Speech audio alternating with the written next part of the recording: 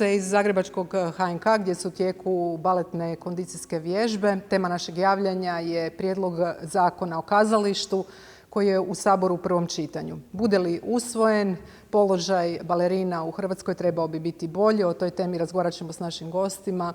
S nama je Edina Pličanić, Hrvatska nacionalna baletna prvakinja, te Svebor Sečak, također nacionalni prvak, te predsjednik udruge hrvatskih profesionalnih baletnih umjetnika.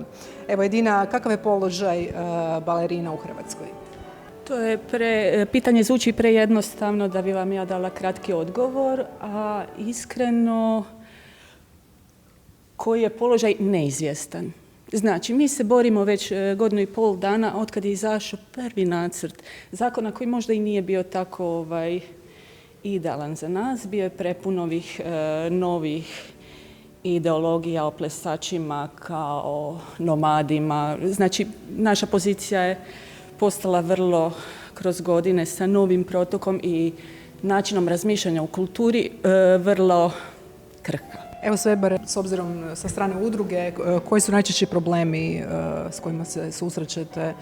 Tu su s godinama i zdravstveni problemi. Naša svakodnevica su i operacije koljena, i kukova, i kičme, i stopala, i ramena i tako dalje. Dakle, onaj privid neke lakoće koju publika vidi je samo privid.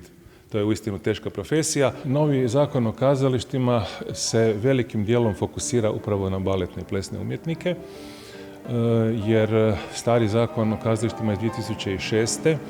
je dokinuo obavezu odlaska u mirovinu po beneficiranom radnom stažu. Dakle, poznato je da je baletna profesija jedna od profesija koja ima takozvani staž s produženim trajanjem, odnosno beneficirani radni staž, ali naravno tu beneficiju imaju i mnoga druga zanimanja, poput na primjer naših opernih solista. I mogu reći da smo postigli sve naše strateške ciljeve. Prije svega, ukratko mogu nabrojati nekoliko, to je da nakon 4 godine mladi plesači dobivaju ugovor na stalno, odnosno na neodređeno.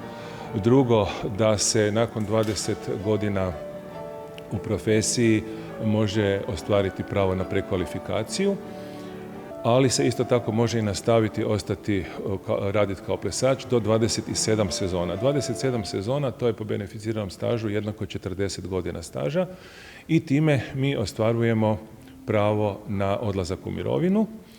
S time da smo se izborili da taj odlazak u mirovinu bude pod uvjetima koji su za nas prihvatljivi. A to su? Pa to je izračun mirovine kao što imaju neka druga zanimanja koja su od važnosti za Republiku Hrvatsku. Da vam pojasnim bolje, da vas popratim, moj uvod je bio, ja sam postigla vrhunac. Znači, mene taj zakon upravo, ja sam u svojoj 45. dala sam apsolutno sve.